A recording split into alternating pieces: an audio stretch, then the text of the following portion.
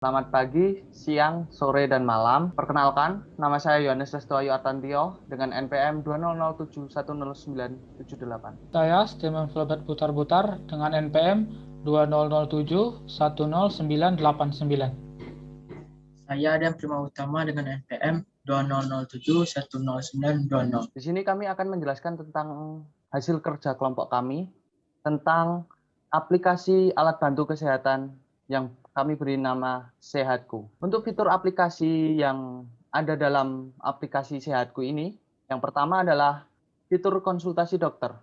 Di sini nanti pengguna dapat membuat janji untuk berkonsultasi dengan dokter mengenai segala masalah kesehatan. Yang kedua, pengguna juga dapat membuat janji dengan dokter spesialis ataupun dokter psikolog yang berkaitan dengan kesehatan mental kita tentunya. Yang ketiga, fitur ini bekerja sama dengan Ikatan Dokter Indonesia atau IDI yang sudah jelas terjamin kredibilitasnya. Yang keempat, dalam fitur konsultasi dokter ini merupakan fitur berbayar. Kami menyediakan beberapa paket yang telah kami sediakan, yaitu paket yang pertama adalah konsumen dapat konsultasi dengan dokter selama 15 menit hanya merogoh kocek seharga 25.000 saja. Dan paket yang kedua adalah konsumen dapat berkonsultasi dengan dokter dengan jangka waktu 30 menit dan dikenai biaya 45.000. Dan paket yang ketiga adalah kita dapat berkonsultasi dengan dokter dalam jangka waktu 1 jam hanya dengan merogoh kocek Rp85.000 saja. Akan tetapi akan dikenai charge tambahan seharga Rp20.000 apabila berkonsultasi dengan dokter spesialis. Fitur aplikasi yang kedua adalah Berita Sehatku. Dalam fitur ini nanti akan dibagi menjadi dua, yaitu akun dokter dan akun konsumen atau akun pasien di sini. Yang kedua, fitur Berita Sehatku memberikan edukasi bagi para pengguna aplikasi melalui berita-berita ataupun sebuah artikel yang telah tersedia. Selain itu, para konsumen dapat memberikan komen atau suka dalam setiap berita tersebut. Yang ketiga adalah bagi pengguna akun dokter dapat menggunakan fitur live seperti yang ada di sosial media Instagram, TikTok, YouTube, dan lain sebagainya. Dan yang keempat, para konsumen juga dapat mengikuti para akun-akun dokter. Yang kelima, fitur ini dibuat untuk mencegah terjadinya hoaks dan memudahkan para pengguna melihat berita tentang dunia kesehatan secara faktual. Untuk fitur aplikasi yang ketiga adalah fitur aplikasi obatku.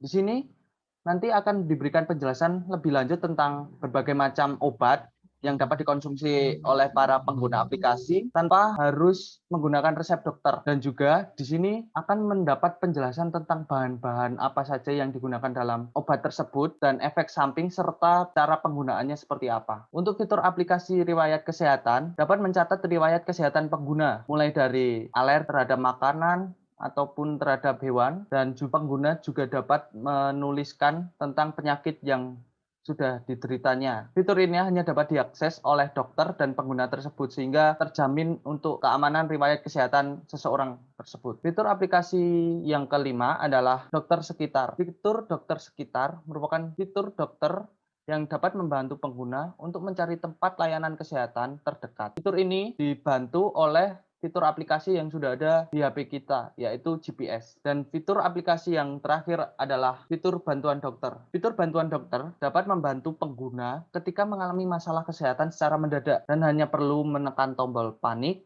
maka orang di sekitar dengan radius 10 km akan mendapatkan notifikasi butuh bantuan sehingga dapat segera membantunya. Berikutnya akan dijelaskan oleh teman saya, Steelman Flaubert Butar-Butar. Oke, selanjutnya kita akan beralih kepada desain aplikasi Sehatku. Next. Nah, di sini ada menu awal. Bagi siapa yang sudah memiliki akun, itu bisa langsung mengklik menu login. Bagi yang belum, bisa mendaftarkannya atau klik register now. Nah, di sini kami juga menyediakan fingerprint, itu untuk akses yang lebih cepat. Jadi, bagi siapa yang sudah memiliki akun, juga bisa mendaftarkan fingerprint-nya agar bisa masuk atau login lebih cepat. Next. Di sini menu login. Menu login akan dimintai email dan username beserta passwordnya. Setelah diisi, maka akan mengklik menu login untuk masuk ke aplikasi. Tapi jika lupa password, bisa mengklik forget password. Dan bisa juga mengklik Remember Me untuk mengingat email serta passwordnya. Next. Nah, seperti yang telah dijelaskan teman saya tadi, kalau di aplikasi kami ini memiliki 2 akun. Yang pertama untuk akun dokter, dan yang kedua untuk akun konsumen. Bagi siapa yang merasa dokter dan ingin mendaftar sebagai akun dokter, maka bisa mengklik akun dokter, tapi jika tidak, bisa mengklik akun konsumen. Next.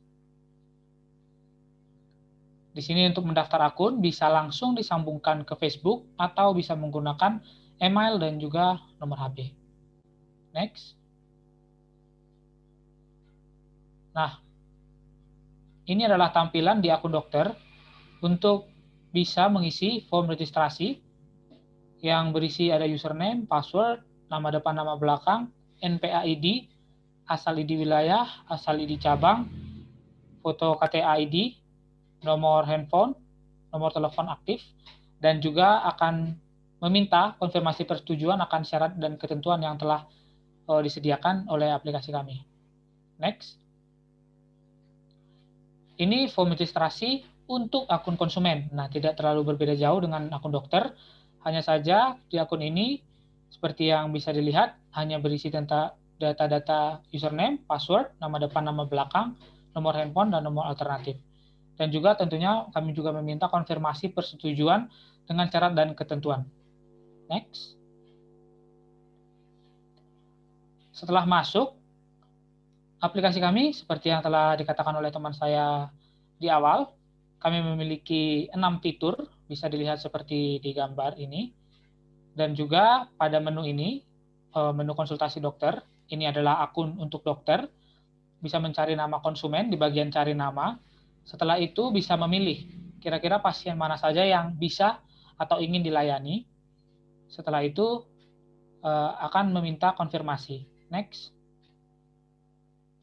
Nah, konfirmasi yang saya katakan tadi akan dilakukan di sini. Jika dokter itu mengklik tanda silang, maka dia akan menolak. Tetapi jika mengklik tanda centang, maka akan menerima pasien tersebut. Next. Ini adalah tampilan akun konsumen.